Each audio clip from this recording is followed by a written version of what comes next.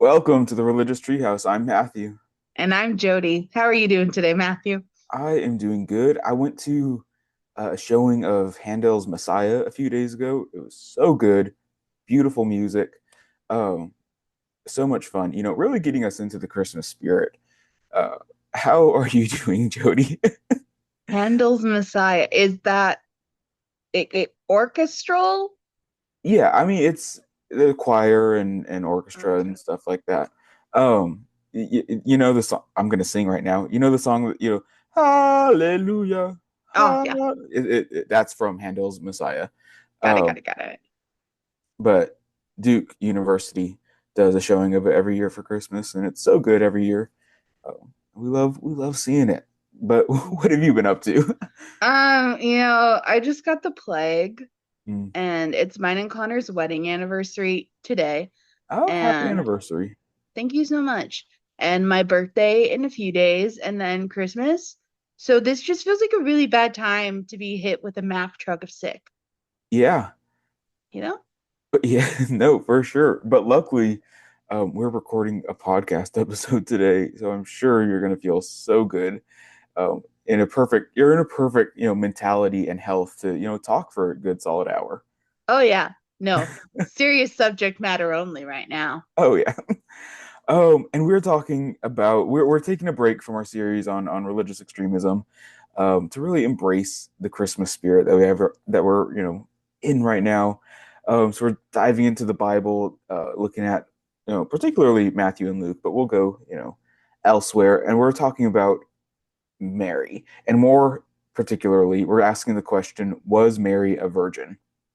Which a controversial question, and we'll talk about why. But I think this is going to be a fun episode. There's a lot to say. Do you have any thoughts before we really get into it?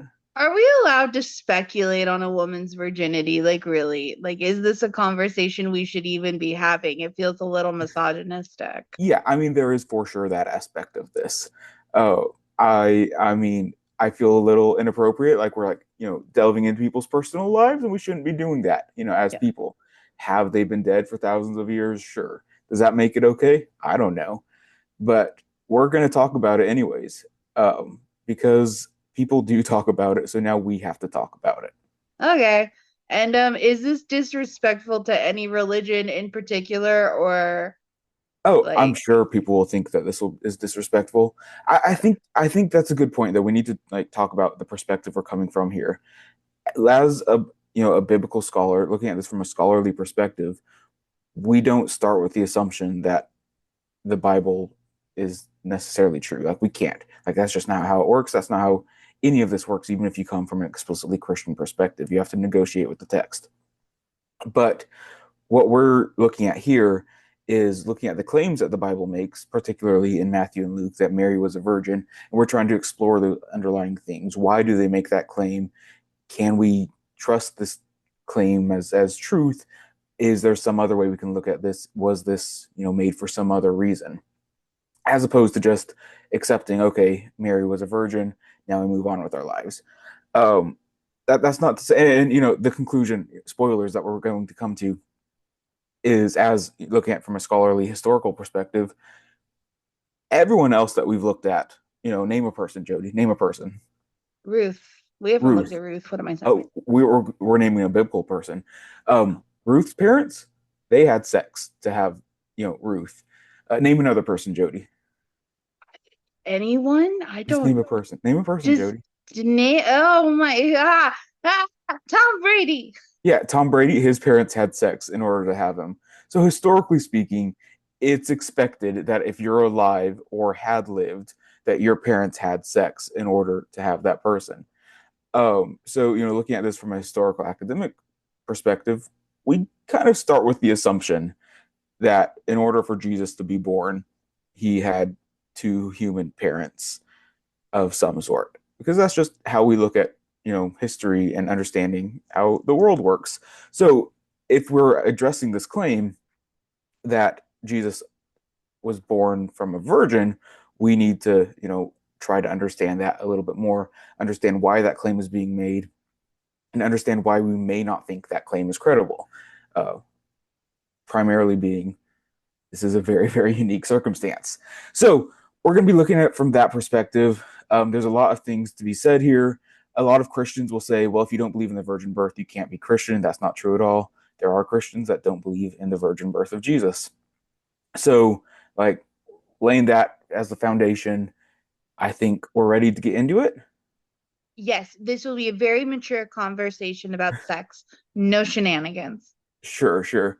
So I'm hoping to kind of outline this by looking at Matthew's perspective, Luke's perspective, kind of look at some other perspectives, other theories, and then maybe look at why it's so important for Christians that Mary is a virgin. Hey, Uh, Mark didn't write about it.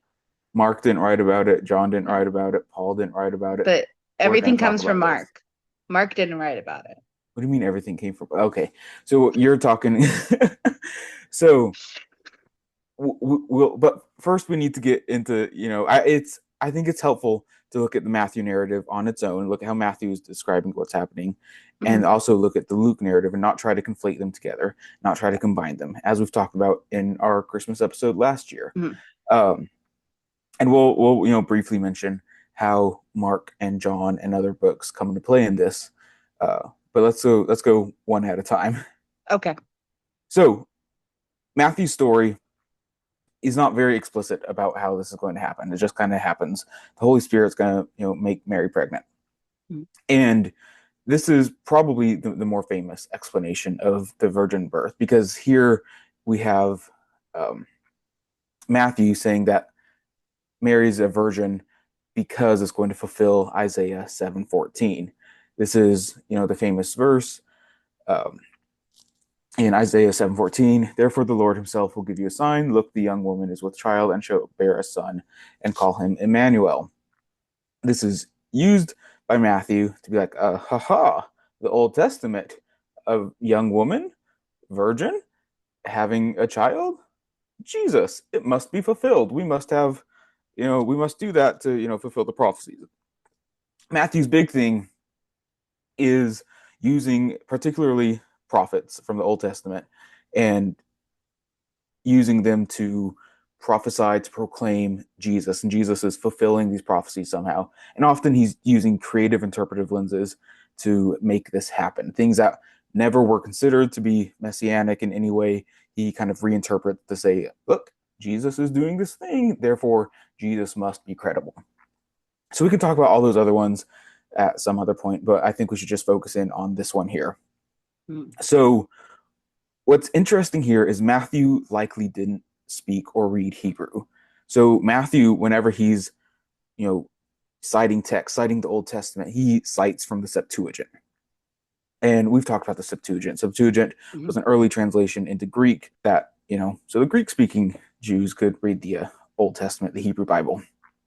So Matthew's quoting Isaiah 7:14 in Greek. And in the Hebrew, the young woman is Alma, which translates to young woman most accurately. Mhm. But the Greek translates it into Parthenos, which comes to mean virgin, which it can technically mean young woman, but it eventually means to mean a young virgin woman. Mhm. And early Christians took this to mean virgin. But the Hebrew uses Alma, which doesn't get translated into virgin. That's a bad translation. So we have a mistranslation into Greek, and that's our first problem. If the Hebrew wanted to use virgin, if they wanted to be explicit about virgin, we have the word Bethula, which is much more common in the Hebrew Bible to, mean virgin. In one of the stories we talked about a few months ago, we have 2 Samuel 13:2. Amnon was so tormented that he made himself ill because his sister Tamar, for she was a virgin, Bethula, and it seemed impossible for Amnon to do anything to her. So if Isaiah wanted to use a word for virgin, we have that ready to use. Now, that on its own isn't a good enough argument to say, okay, obviously this was a virgin, but combined with the context of what's going on in this story, it's fairly clear that what is happening is we're talking about a young woman here, not a virgin. Because in Isaiah 7, do we want to just read Isaiah 7, the first few verses? Sure. Yeah, so okay, we'll start in Isaiah 10, or Isaiah 7, verse 10, and we'll read, I don't know, 4 or 5 verses, just so we're all on the same page. Okie We're reading dokie. NRSV UE because that's the go-to. So let's read Isaiah 7, starting around verse 10. Again, the Lord said to Ahaz, saying, ask a sign of the Lord your God, let it be deep as Sheol or high as heaven. But Ahaz said, I will not ask, and I will not put the Lord to the test. Then Isaiah said, hear then, O house of David, is it too little for you to weary mortals, that you weary my God also? Therefore the Lord himself will give you a sign. Look, the young woman is with child, and shall bear a son, and shall name him Emmanuel. He shall eat curds and honey by the time he knows how to refuse evil and choose the good. For before the child knows how to refuse the evil and choose the good, the land before whose two kings you are in dread will be deserted. The Lord will bring you and your people on the ancestral house, such as days have not come since the day that Ephraim departed from Judah, the king of Assyria. Essentially, what's happening here, that was longer than I expected it to be, but essentially what's happening here is Ahaz is in a pickle. He's in a tough spot. There's two armies that are attacking him, and he's like, oh no, what is going to happen? What are we doing?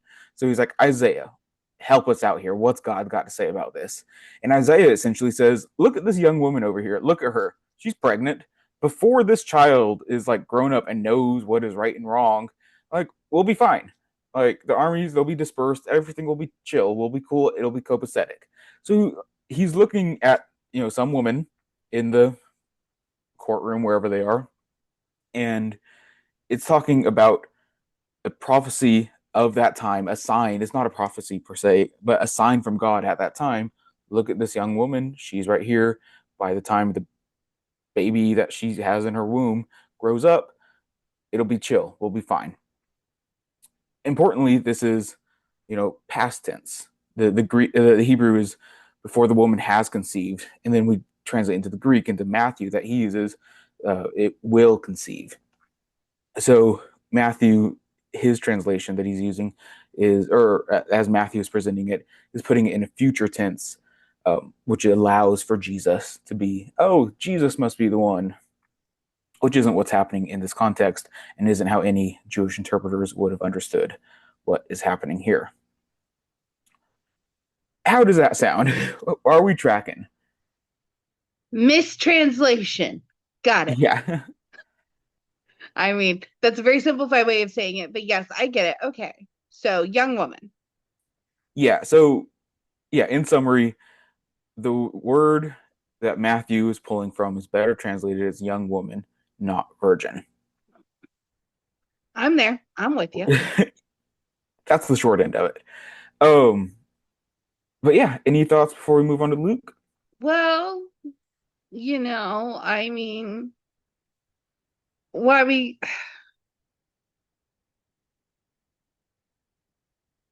did he have to pull from the Old Testament? He just did that to verify what he was thinking, I right? mean, one of the big things in Matthew is that he's trying to establish Jesus's credibility by tying him to the Old Testament, and Mhm. he's interpreting the Old Testament in ways that says that's looking for things that could justify, Jesus being the savior or whatever. So he's reinterpreting passages of the Old Testament of the Hebrew Bible in order to say, oh, that makes sense because Jesus did these things. And the things that Jesus did are either, inventions that he or Mark have come up with to be like, oh Mhm. yeah, this must be what Jesus did because the Old Testament said that he did this. And it's not that the Old Testament said that the Messiah would do this, it's that Matthew interprets the Old Testament to say that this is what the Messiah would do, therefore Jesus must have done that. Does Got it. that kind of make sense? Yeah. And we can get into that deeper at some other point. Okay. But that's a 1,000 foot view of what's kind of going on here. Perfect. I got a good foothold. What Cool. next? So now we can look at Luke, which isn't as juicy. Luke doesn't really care about the Old Testament stuff like that. Luke is much more with showing that Jesus has a divine origin. So Jesus born of a virgin means that Jesus is, literally the Son of God. That's Luke's whole point here. He could care less about connecting Jesus to, passages of the Old Testament saying, oh, look, therefore Jesus is God. Jesus is the God because, the prophecy. That's not Luke's thing. Luke's thing is Jesus has a divine origin.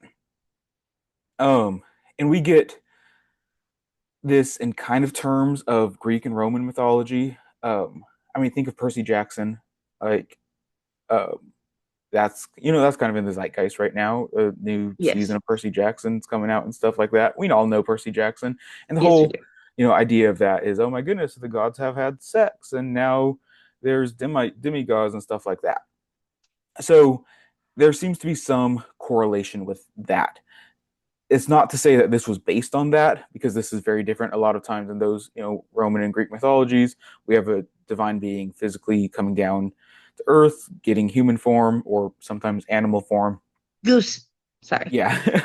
And then having sex with a mortal, and then we get a half god, half human. So there's no like real direct parallel of what's happening here with this story, and Greek and Roman mythology of the era, but it is kind of talking about you know the same general idea of what's happening here. It's not Mary having sex with God per se, but that stuff happening. Does that track? Yeah. Yeah, that Cool. tracks. Um, but yeah, it's a little more explicit about what describing the process. Gabriel informs her that she'll be pregnant, and she's like, "I've never known a man like that." And the Holy Spirit will come upon her, and the power of the Most High will overshadow her. So the one born will be called Holy Son of God. Again, focusing in on Jesus having a divine origin. Some have read this as a physical connection with the Spirit, as if the Holy Spirit is physically having sex with Mary in order to get Jesus, but most people don't do that. It's a possible reading that you could do, but it's certainly not explicit and probably not the best reading. Okay. But I just yeah, realized Zeus turned into a swan, not a goose. I think there's a goose also. I don't know. Okay. They had sex Yeah, as different animals now. This isn't but outside of yeah, the realm of possibility. no, it's not outside the realm of possibility at all. There's so many Greek and Roman stories, and I'm not a classicist. I don't know these things. Um, but yeah, how are we feeling about Luke? Well, I mean, I already just like the Luke version more because it focuses more on Mary and not Joseph. Sure, So that's how sure. I'm feeling. I don't think we've mentioned Joseph at all, have I? No, um, yeah, no, I like. I mean, we'll talk about Joseph, but what's Joseph got to do with anything so far? nothing. I was just saying I like the Okay, Luke one more than the Matthew one. but Joseph has nothing to do with Luke and Matthew so far. Joseph the father? Are you talking about what these stories talk about Mary or her No, virgin conception, or are we talking about just the I narratives in total? it's the focal points of the story. In Matthew, they focus more on Joseph and Joseph getting the dream. And Luke, they Oh, focus more on Mary but that's and beside the Mary's point. We don't care experience. about that I for this was just, you conversation. were asking me. Yeah. Yes, the question. Never mind. But yeah, no, we'll talk about Joseph. Joseph comes in later, but we're focusing on Mary right now. Okay. Um, but yeah, so I think it's important to acknowledge that the Matthew narrative and the Luke narrative have distinct and separate reasons Jesus needing to be born of a virgin. And it's not that they're irreconcilable, like those can easily be reconciled, unlike other things, but it's that they are different purposes for sure. Okay. Cool. We good? We good. We're good. Okay. So, what is unique about this is that there's no other instance in the Bible that's talking about Mary's virgin conception, which should cause concern, I Yeah. feel. Like even John, who's writing after Matthew and Luke, doesn't mention that, there's a virgin birth. At the Yeah, but time of John John's doesn't talk writing, he about any probably of the same things. right. John is, doing his own thing, having a party on his own time. Um, Likely he probably would have heard of it because Matthew and Luke were circulating before him, but he doesn't reference it. For John, Jesus is this incarnate divine being who came to reveal truth and salvation, and if you believe in his message and stuff like that. So we don't really care. John doesn't really care too much about that, anyways. No. Mark is the first gospel Mm, that was written, mm. and that also doesn't mention it, which could indicate that the story isn't circulating yet at the time of Mark's writing. Or if it is circulating, it hasn't gotten to Mark yet, or it wasn't taken very seriously. Because Paul, who's also written before the Gospels, also doesn't write about this. Now, Galatians 4, which is written by Paul, who says very little about Jesus' life, more so Paul is talking about Jesus' death and resurrection and stuff like that. But Galatians 4 says Jesus was born of a woman and born under the law. And this tells us very, very, very little. Because as I mentioned in our example earlier, Jody, give me a person, name me a person. Oprah Winfrey.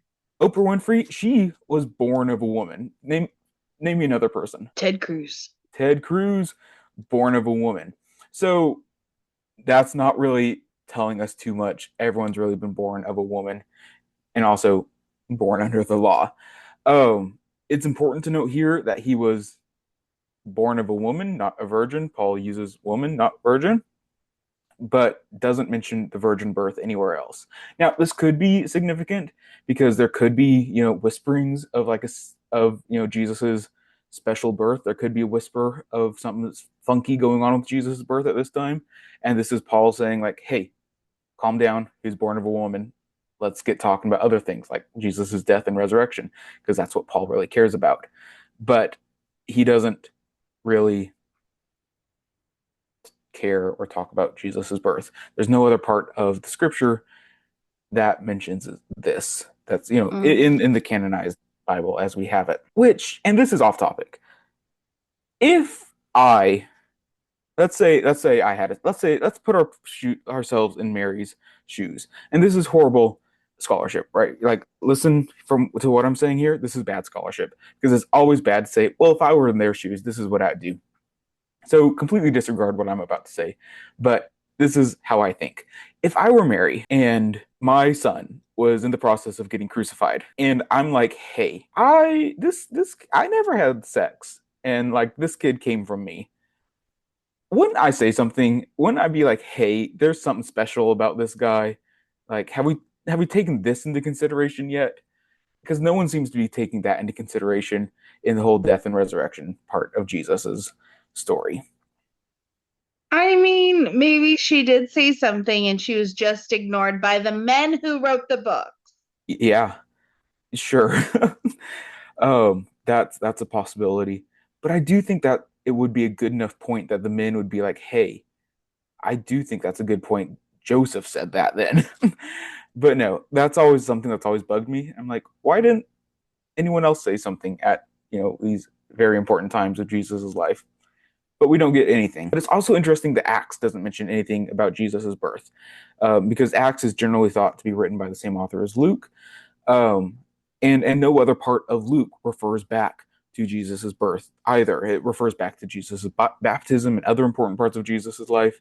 But you would think, in referring back to other important parts of Jesus's life, it would look at this very, very important birth narrative. Yeah. And because of this and some other reasons, some scholars believe that the first few chapters of Luke were later additions to the book, which means that, like, I think most scholars are pretty comfortable saying that the beginning of Matthew is original to Matthew, but this might be a later addition to the book of Luke. Okay. Who's to say? But then We need someone to say. we, I mean, we kind of say. We kind of say. Some scholars are like, hey, this is probably not super authentic to, Luke. That's not to say it's like, hundreds and hundreds of years later, but, a while after Luke was written, it could have been inserted in. Okay.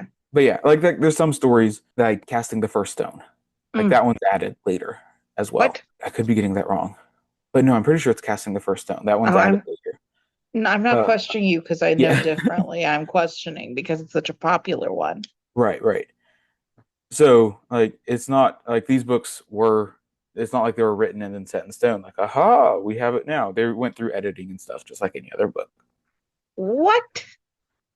But yeah, So that's all we have in the canonized Bible Okay, regarding Jesus's birth, essentially. We've got a reference in Matthew, a reference in Luke, and then a whole lot of silence. got it. Shall we go to non-canonical writings? Yeah, we will. Okay, so after, the first century or two of Christianity, Hmm. Christians tend to assume this virgin birth because they had access to Matthew and Luke. It's just kind of assumed like this is what's going on. Jesus was born of a Virgin Mary. And we get the proto gospel of James, the proto evangelium of James, which is where we get a whole lot of our traditions about Jesus's birth narratives and stuff like that. Odds are, if there's like a tradition about baby Jesus and it's not in the Bible, it comes from the proto evangelium of James Oh, because that's just where we get stories from. We've talked about this before, I think, but we get from James that he was born to the Virgin Mary. And then the midwife says we need to prove that she's a virgin. So she checks to make sure that Mary's hymen is intact, obviously, because that seems appropriate to do. So we get stories like that in the proto gospel of James to kind of double down and be like, yes, for sure, this is the virgin conception and birth of Jesus. women develop a mucus plug when they're pregnant. I wonder if that could be mistaken for a hymen. Yeah, or also maybe this isn't a story to be taken literally. Or maybe just let me think out loud. Sure, sure, go for it. Sure, sure, fine. Okay. That's intrusive. Yeah, Yeah. yeah. Is that all? So Is that your final thought out loud? that's I mean, I really don't know what to say to that. I hate it so much. I hate it oh so very much because it makes me mad. And I don't know. Then I start spiraling and thinking about the way women have been treated because it's not out of the realm of possibility that they did that. Right. No, and you get like early church fathers and stuff like that. Like, oh yeah, that makes sense. That's just Yeah, what they did, of course. of course. Um, but yeah, but also from the proto gospel of James, we get that Mary was on a donkey. So you win some, you lose some. We get a donkey, we get an invasive procedure. You win some, you lose some. Riding on a donkey, also another way to break your hymen. But yeah, so moving on, unless you Mm, have other thoughts. no, unless you want to hear about bicycles. Moving on, we also have a theory that I don't personally like, I don't personally take seriously, and scholars generally don't take it seriously either for the most part. But we have a story put forth by Celsus, who is an opponent of Christianity from the second century CE ish, give or take. That's where I'm gonna put my finger on the second century CE, maybe a little later. We don't have any writings by Celsus, but we do have writings of people talking about what Celsus said. So people are like, hey, this Celsus guy said that Jesus's father was actually some dude named Pantera, who was a Roman soldier. Um, and so this is probably anti-Christian polemic that's like, hey, why would you follow Christianity? This dude's dad was some Roman soldier, not God.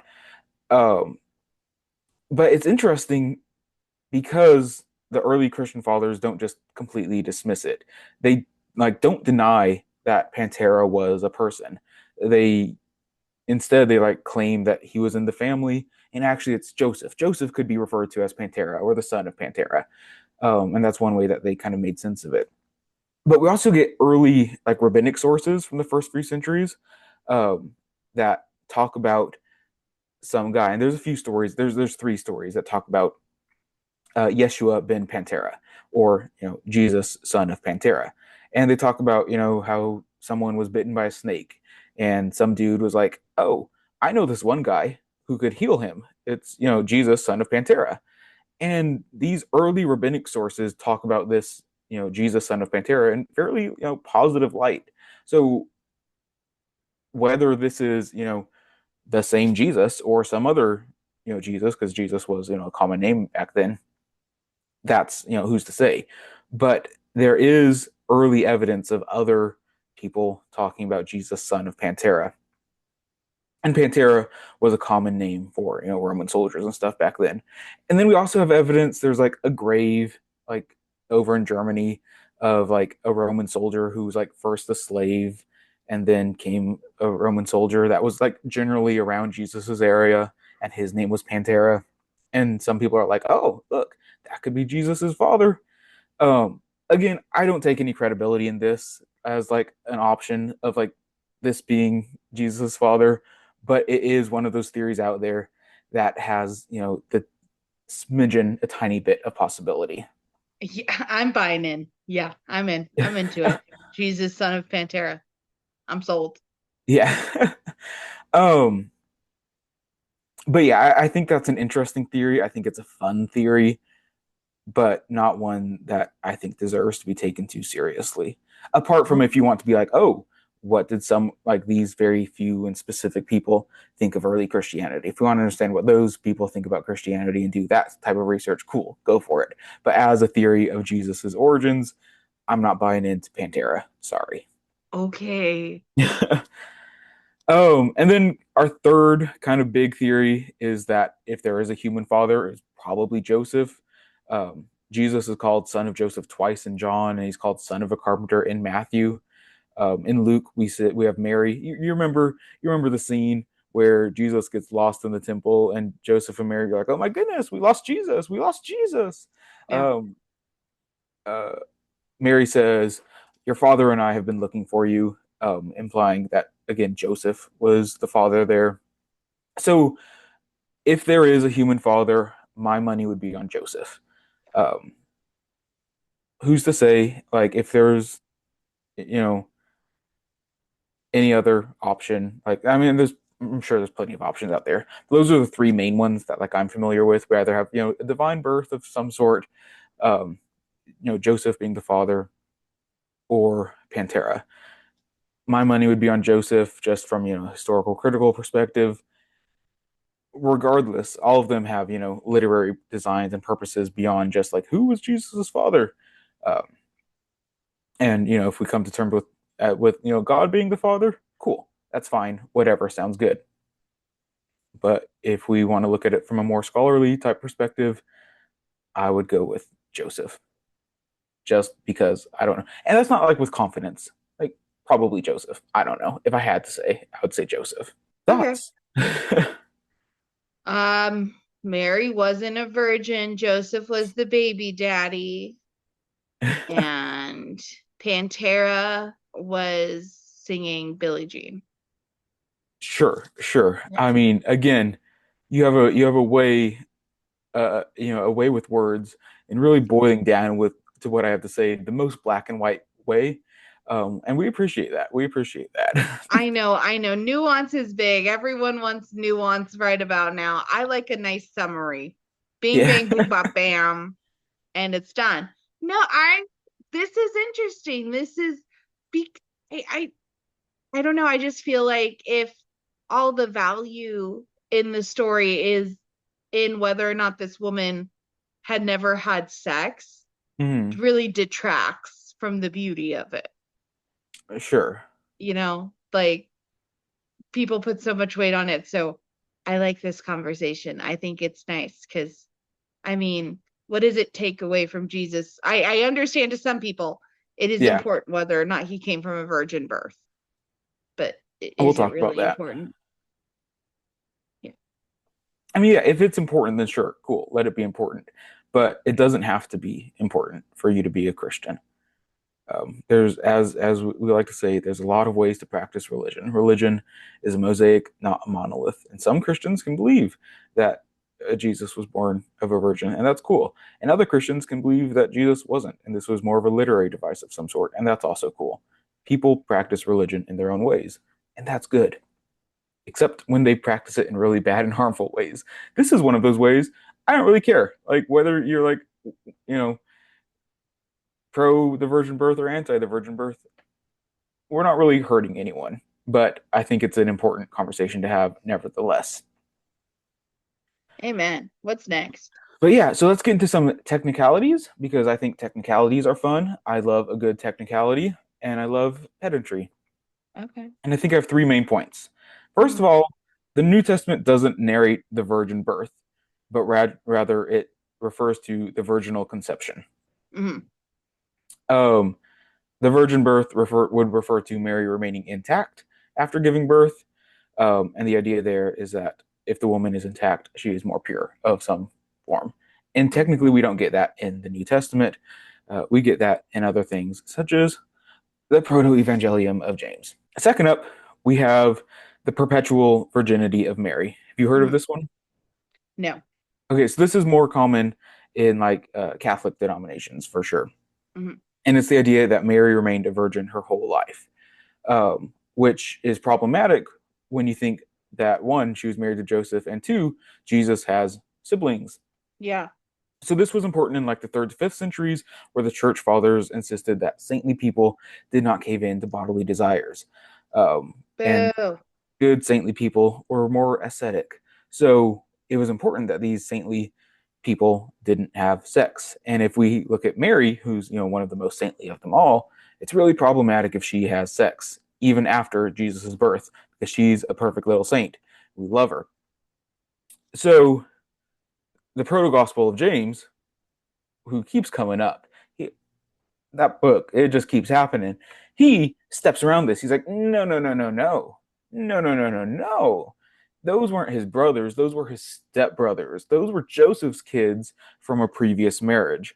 Um, and this is why a lot of artwork, especially from like the Middle Ages, if they depict Joseph, have Joseph being much, much older. So, and I'm sure you've heard that one before. You're like, oh, Joseph was a lot older than Mary, which very well could be and likely is the case.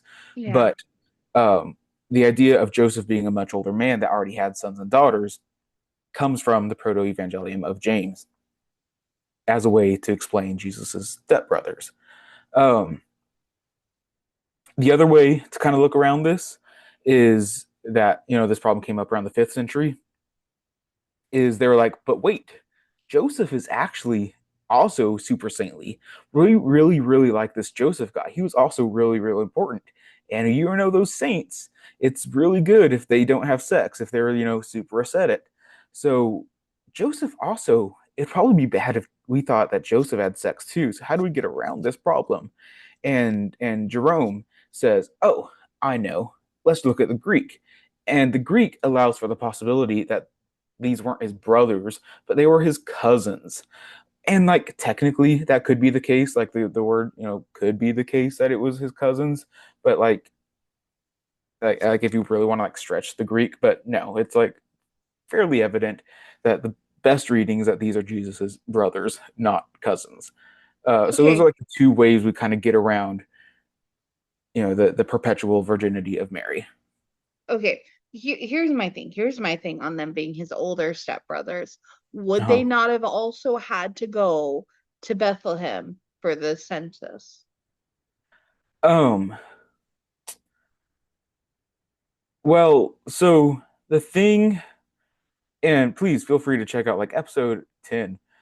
Is that what we're going with? I'm going to go with episode 10. Who I'll knows? fact check Um, you. where we talk about the Matthew and Luke narratives. But the census put forth by Quirinius, we don't think was a historical event. It was just a literary device in order to explain Mary and Joseph getting to Bethlehem for some reason.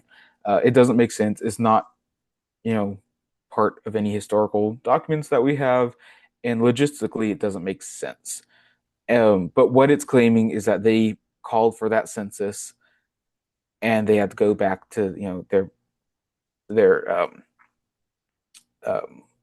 homeland of sorts, and it was just that one specific time. So it would have been, going by this theory, keeping all of them in mind too. It would have been Mary and Joseph and siblings Okay. um, as well, theoretically, supposedly, but who Okay. knows? I'm just poking at the plot hole in their plot hole. Sure. And it's episode 6. Oh, so sorry. We did that real The early. let's see, what was 10? What'd you suggest? Very funny last episode. The Siege of Masada. You keep trying to direct people towards specific episodes and just getting a few off that it's like a really tragic one. Yeah. Hey guys, check out episode 28. I hear that's a great one. Yeah. I have no idea what episode 28 is, but yeah. So there is this tendency in the first few hundred years of Christianity to try to push for the perpetual virginity of Mary, and it's not until like later that we're like, okay, yes, or at least for the Catholic Church, to be like, Mhm. okay, Mary is a perpetual virgin, Yeah. and that comes to be in Christian theology, for so on and so on. Lastly, my third point of technicality is: are you familiar with the term immaculate conception?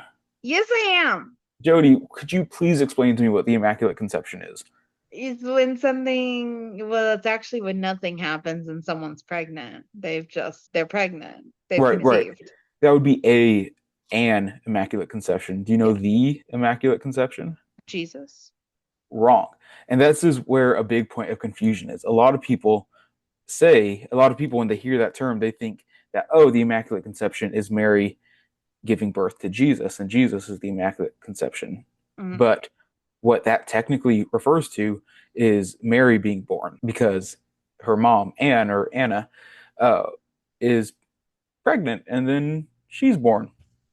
And as the story goes, guess where this story's from? Uh, John. No, the Proto Gospel of James. It's always the Proto Gospel of James, Jody. Um, Always. according to this story, Anne is, doing her thing, and her husband is in the desert. And then, alas, when he comes back, she's pregnant. Look, we're pregnant. Woo! Um, and that kind of leaves it open for a divine birth for Mary as well. And the important thing here, as the theology develops, especially by Augustine and others, is that we need a way to figure out how to not pass on original sin. So, in order for Jesus not to have original sin, that means Mary also didn't need or needed to not have original sin. So we get original sin, which is passed down from the parent by sex. That's how I'll get original sin according to this theology. In order to get rid of that, we need an explanation for Mary to not have original sin, and we do that by the Immaculate Conception. Okay. So her father was away and her mother got pregnant while her father was away. A miracle. Oh, a miracle. Yeah. um, Yeah. There's no traveling salesman. yeah, but yeah, so this is one of the main reasons why Christians need Mary to be a virgin, is because of this propulsion of original sin. They say we need Jesus to be perfect so that their atonement theories can align. And so for some atonement theories, it's going to be like, oh, Jesus needed to be perfect. He had to be a perfect sacrifice in order to take on the sins of humankind, yada yada yada, and therefore Jesus acts as a perfect sacrifice for humanity's sins. This So feels that's like a lot of backbending. it really is. There's a lot going on here. um and then there's other theories that like, Jesus' death acts as like a way to like overcome death and stuff like that, and that can only be done without sin and stuff like that. And that needs to be and the only way Jesus can get that is for Mary to not have original sin. And some have even argued as far as Mary being also living without sin. And it's not until the 19th century that the Catholic Church officially, like, it was for sure there for hundreds of years before then, but not until the 19th century where the Catholic Church was like, yeah, the Immaculate Conception is a formal doctrine, um, and therefore Jesus is sinless. Woohoo! Woohoo! We had to do Um, so many mental gymnastics. yeah, Woohoo! it's also important for Christians, especially early Christians, as Hellenistic dualism and stuff like that developed. That holiness is described aesthetically, as we kind of mentioned earlier. It's not that they see marriage and stuff as wrong or sinful, but they see it as a like lower form of spirituality. There's this denial of the flesh that's really hitting the news. Everyone's real excited about denying flesh. That's a phrase that we still hear today from Christians. And in order to be super super saintly, to be super super spiritual, you have to be ascetic and have no sex and stuff like that. The high life is a celibate life, as one could say. So they talk about like Mary's perfectness. Some stories are like Mary was so perfect, Jody. Mary was so perfect. She didn't even have to poop. Because she's just that perfect. Because we can't even imagine, you can't imagine Mary pooping, let alone having sex, because she's just so perfect and great. Um, so you know, the idea of her perpetual virginity is also tied into this because Mary is so holy and special because she's Jesus' mother. We can't imagine her having sex or, having bodily functions of any sort. Feels like toxic femininity that's being thrust upon Mary. Yeah. Um, but yeah, I think that was a good general overview of what is going on with Mary. Um, there's always something about Mary, but I think in summary, we know you like a summary. Yeah. We can say from a scholarly point of view, Mhm. it's unlikely, based primarily on the fact that everyone else has a mother and father. It's unlikely that Mary was a virgin when she had Jesus. Um, it's, you know, as Christians would say, you have to believe in miracles and stuff like that, which fair enough, cool. I think that's a much more fun way to live. But if we want to be, studious about this, we can gain a lot from understanding this era and this literature by understanding this as a literary device more so than historical truth. But there's so much fun stuff to be said about this. Like there's so much more we could say about this. As always, we scratched the surface, but a lot of things are going on. Okay, I guess we'll end it there. Thank you all for listening and watching. And if you have any thoughts about Mary and if she was or was not a virgin, we would love to hear about them. Please reach out to us on any of our socials, such as Instagram and TikTok. I'm enjoying Instagram right now. Instajam. I'm jamming on Instajam. Um, I feel like Instagram has been fun. Also, YouTube has been fun. TikTok, another fun one. Bluesky, been kind of bored there. Send me some vibes on Bluesky, y'all. And as always, send us an email at theriligioustreehouse@gmail.com. Follow us on all of the podcast places, YouTube, Spotify, Apple, Amazon, and all that stuff. And have a great day. And above all, tell us your thoughts about Mary and why we're wrong or why we're right. Or Bye. does it even matter? It matters. All of this matters, Jody. Don't say this doesn't matter. Don't say this, Jody. The whole thing, our whole spiel is that this matters. This does matter because we're talking about it, and we need to be able to have these discussions and understand what people think and understand all of these things. This does matter. If you think that this doesn't matter, why did you listen to this whole episode? That's what I want to hear. If you come to the conclusion that this doesn't matter and you listen to us, I want to hear that. But if you just like listen to our spiel at the end for some reason and are like, this doesn't matter, I'm going to let you know, that confuses me. Bye. Bye.